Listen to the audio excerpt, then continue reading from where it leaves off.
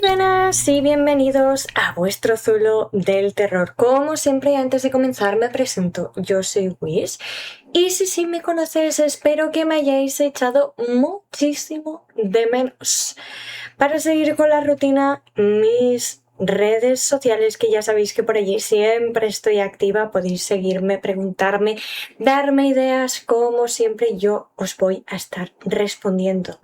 Y lo más importante, si pasas por aquí, has visto cualquiera de mis vídeos y te ha molado mogollón, bueno, pues ya sabes, dale aquí abajo a suscribirte porque siempre estamos subiendo nuevo contenido. Y no me entretengo más porque ya sé a lo que venís, mis pequeños seres del Averno. Así que espero que tengáis todo listo y preparado, vuestras palomitas y vuestro crucifijo. Así que comencemos. You are alone. Run away now.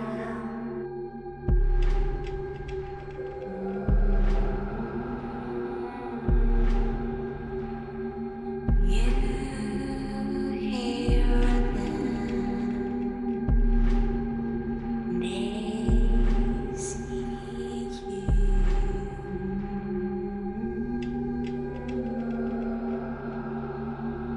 You can't escape. There is nothing in the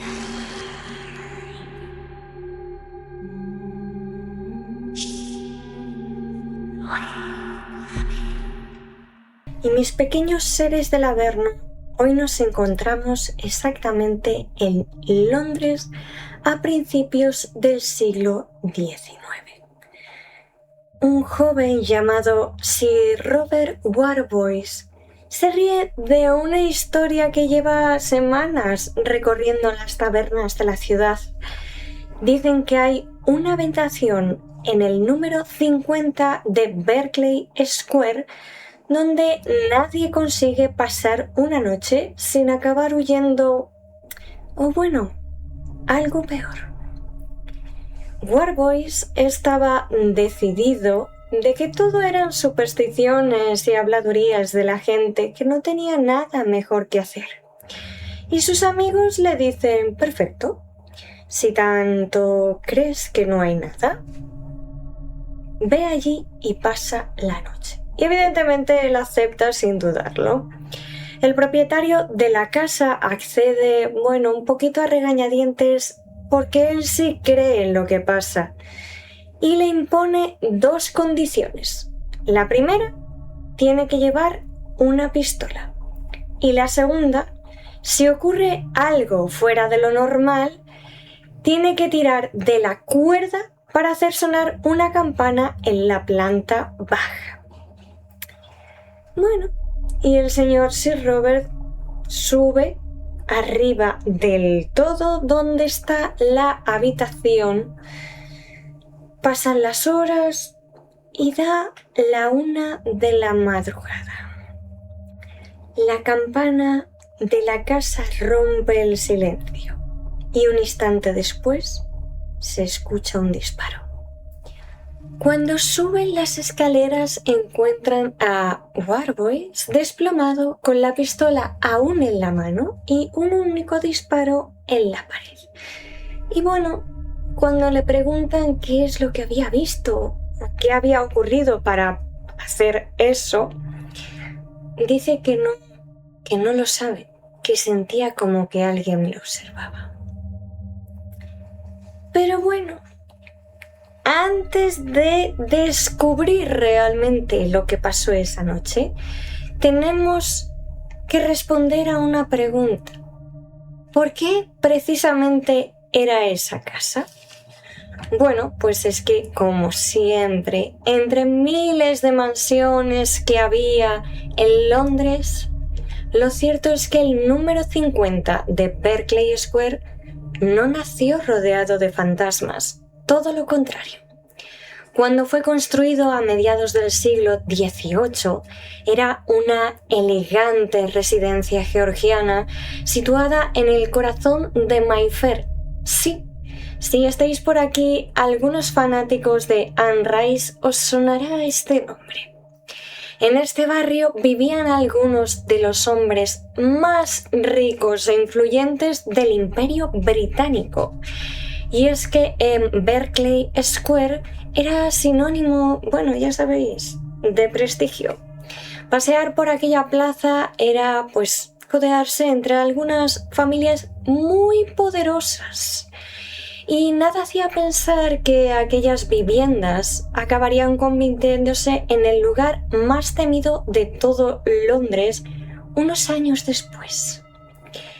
Bueno, los inquilinos apenas pueden permanecer allí demasiado tiempo, y es que la casa de la que vamos a hablar ha cambiado de manos con mucha frecuencia cuando comenzaron a circular rumores. Primero en voz baja, luego en periódicos y más tarde en los clubs privados de alta sociedad. Pero bueno, todos parecían conocer a alguien que conocía a alguien que había vivido o que había sentido algunas cosas en aquella casa. Ya sabéis cómo funciona todo esto. Y es que esta mansión llegó a pertenecer al primer ministro George Canning. El hombre fue conocido porque su cargo de primer ministro fue el más corto de la historia. Pero sigamos. Fue su casa desde 1827 hasta su fallecimiento, que pasó a manos de Thomas Mears a mediados de 1859. Este hombre era hijo de un miembro del Parlamento británico. La compró, la amuebló de la manera más lujosa y la mansión se convirtió en la ilusión para regalársela a su amada. Pero esto nunca llegó a ocurrir, ya que pocos días antes de la boda lo abandonó inesperadamente. Y esto sumió a Thomas, pues en una profunda depresión y con ello una severa psicosis. Y es que este hombre dejó de recibir visitas y poco a poco el 50 de Berkeley Square se convirtió en una especie de refugio cerrado al mundo exterior. Estuvo allí encerrado sin recibir ni una visita durante 15 años hasta el día de su muerte en 1874. Y es que tuvo unos patrones bastante extraños. Dormía durante el día, se pasaba la noche despierto, y cuando Mayfair se quedaba en silencio, las lámparas de gas apenas iluminaban lo que eran las calles, y algunos residentes aseguraban ver a Thomas desplazarse por las habitaciones superiores y el ático con una vela encendida en la mano. Bueno, como podéis comprender, pues esto resultaba bastante extraño e inquietante. Una luz que aparecía por una ventana, luego desaparecía, volvía a surgir de repente en otra parte totalmente distinta de la casa. Y desde la calle solo se distinguía una figura negra moviéndose en las sombras. También se hablaban de ruidos extraños procedentes del interior, pasos en mitad de la madrugada, puertas que se abrían y se cerraban y no había nadie, o eso parecía. Y sonidos bastante raros que rompían la quietud del barrio. Pero bueno, todo esto también hay que tener en cuenta que este hombre sufría una psicosis y a lo mejor pues se ponía a gritar en mitad de la noche.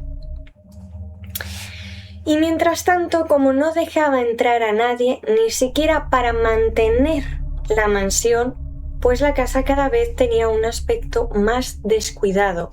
La pintura exterior pues se desprendía, las ventanas llenas de suciedad, el jardín, como podéis imaginar, lleno de matojos y seco. Y eso pues alimentaba esa imagen, ¿vale? De, aura más macabra, y todas las personas pues hablaran aún más. Cuando Thomas Myers murió en 1874, Bueno, lo lógico hubiera sido que ya se hubieran acabado los rumores, ese hombre ha fallecido, si alguien toma la casa pues la renovará y ya está. Pero no. Ocurrió todo lo contrario. Su desaparición hizo que se amplificara aún más estas habladurías. Comenzaron a publicarse cartas, comentarios sobre la casa en Notes and Queries, una prestigiosa revista británica donde historiadores, escritores y curiosos debatían sobre los hechos históricos, tradiciones y fenómenos difíciles de explicar. Entre 1872 y 1873 y luego un poquito más adelante. Varios lectores, pues discutían qué ocurría en esa mansión. Y lo curioso es que no existía una única versión. Algunos estaban convencidos de que la casa ocultaba algo, otros defendían que toda aquella fama podía explicarse por el estado de abandono del edificio, como hemos dicho, y por la extraña conducta del pobre Thomas. Pero mientras unos debatían, otros decidieron comprobarlos por sí mismos. Sí. Y es que uno de los primeros nombres que aparece asociado a esta casa es Lord Lyttelton. Según los relatos, aceptó una apuesta y decidió pasar la noche en una habitación, en la habitación del ático. La estancia que ya empezaba, a concentrar rumores no ayudó porque subió llevando una escopeta cargada, porque si realmente había algo o alguien allí dentro, no pensaba enfrentarse a ello con las manos vacías. A mitad de la noche ocurrió algo que nunca olvidaría. Lord Lyttelton aseguró haber visto una forma avanzar entre la oscuridad en mitad de la habitación. Disparó y el estruendo hizo resonar toda la casa. Cuando amaneció inspeccionó cada rincón esperando encontrar a la persona que le había asustado. No encontró absolutamente nada porque claro, las balas son muy útiles contra los fantasmas. Pero aquella historia, como podéis imaginar, hizo que todavía se acercaran más curiosos y cuanto más se contaba, más personas querían enfrentarse al misterioso ser por sí mismos. Pero en 1879 la revista My Fair Magazine publicó un artículo de una familia que vivía en esa casa y una noche mientras esperaban la visita, era de uno de los pretendientes de sus hijas, un oficial llamado Capitán Kentfield, y como era habitual en la época, una de las criadas subió al ático para preparar la habitación donde se iba a quedar el invitado. Pasaron unos minutos y entonces comenzaron los gritos. Los miembros de la familia corrieron escaleras arriba y cuando abrieron la puerta encontraron a la joven tendida en el suelo completamente fuera de sí, intentando decir algo pero apenas era capaz de repetir una frase: "No dejéis que me toque". Era lo que le entendieron. Su estado era tan grave que la trasladaron a un centro psiquiátrico y, según cuenta el mismo artículo, falleció al día siguiente sin haber conseguido explicar jamás qué había visto en aquella habitación. Pero si hubo un episodio que tuviéramos que marcar y que convirtió al número 50 de Berkeley, fueron exactamente 2 jóvenes marineros. Y os doy también los nombres porque los tenemos: Robert Martin y Edward Blunden. Aquí vamos a irnos a 1887. Estos 2 hombres recorrían las calles de Londres buscando un sitio para dormir. Y aquí se bifurcan. Había versiones que decían que habían perdido el último tren, otras que simplemente no podían permitirse una habitación de un hostal y decidieron entrar en esta casa a hurtadillas. Sea como fuere, acabaron frente a la puerta del ático. Y bueno, ellos ya conocían las historias de esta casa. Y fue precisamente por eso que dijeron, bueno, pues, ¿qué nos puede pasar, no? Como os digo, la habitación estaba en silencio total y de nuevo, en la madrugada, Edward como que se despertó sobresaltado. Miraba fijamente a uno de los rincones de la habitación. Robert intentó como preguntarle qué le ocurría, pero su compañero era incapaz de apartar la mirada de la oscuridad. Entonces, algo empezó a tomar forma. Era una enorme masa negra envuelta en una especie de niebla marrón con ojos brillantes que avanzaba lentamente hacia ellos. Robert reaccionó primero, corrió escaleras abajo y consiguió salir de la casa. Desesperado fue a pedir ayuda y un agente de policía que estaba de patrulla por la zona pues le siguió. Ambos llegaron inmediatamente, pero ya era demasiado tarde para Edward. Aquí vuelven a haber varias versiones, yo os las cuento todas como siempre y vosotros ya decidís cuál creer. Algunos decían que murió de puro terror, otros decían que intentó escapar por la ventana y cayó al vacío, y también existe que hablaban que lo encontraron con una fractura en el cuello. Bueno, ¿y qué pasó? Bueno, pues el tiempo empezó a hacer lo que mejor sabe hacer: seguir adelante. Las décadas pasaron, los inquilinos fueron cambiando y la vieja mansión terminó transformándose como tantas otras casas de Mayfair. A comienzos del siglo XX, esta mansión dejó de utilizarse como residencia privada y el edificio fue adaptándose a nuevos usos. Y es que la fachada de la casa sí que se conserva, pero el interior ha ido modificándose constantemente con las reformas y ya no tiene nada de la distribución original de la tienda. Aquella habitación del ático, la misma que ha alimentado tantas historias, bueno, dejó de existir tal y como la conocían, más o menos, como os digo, a finales del siglo XIX, principios del XX.